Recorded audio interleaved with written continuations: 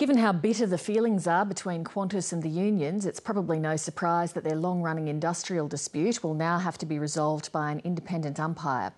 The deadline for the players to reach their own settlement was midnight tonight. Otherwise, an arbitrated decision would be imposed. Well, there's no prospect of a deal, and the question now is whether Qantas's high-stakes gamble that ultimately puts the outcome of the dispute in the hands of an outside party is going to pay off. Here's National Affairs correspondent Heather Hewitt. It's just over 3 weeks since the Qantas fleet was grounded and workers were threatened with a lockout in a move that shocked the flying public, the government and unions involved in this long-running dispute. Compulsory conciliation ordered by Fair Work Australia got the planes back in the air, but as tonight's midnight deadline loomed, the chances of any breakthrough looked slim. In the last 3 weeks, we've seen the company go from bad to worse. They've made offers now that are now 5 months old. They've turned the clock back.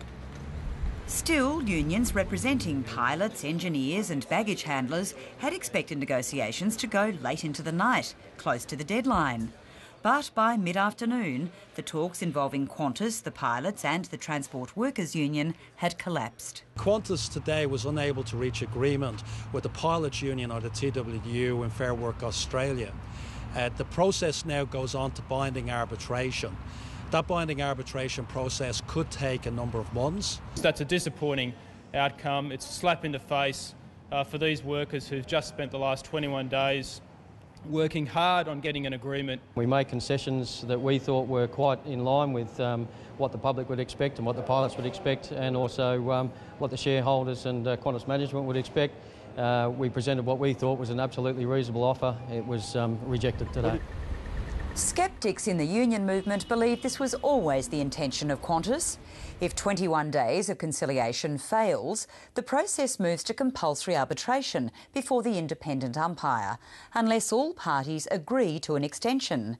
Attempts at that today also failed, amid a growing view that somehow arbitration would produce a result more beneficial to Qantas than the unions. Traditionally, industrial tribunals have tended to ensure that managerial prerogative is not constrained too much, which is the very thing which the unions are trying to constrain. They're trying to limit the ability of Qantas to outsource. I'm not sure if that's what's going to happen. I mean, I think the tribunal, if it feels that the fair outcome is to achieve some sort of balance between the two parties' positions, might come up with a different outcome than everyone's expecting. This now brings certainty to our customers, to our employees and to our shareholders. Qantas will be happy to accept the adjudication of the independent umpire, and we call on the unions to also accept the independent views of that independent umpire.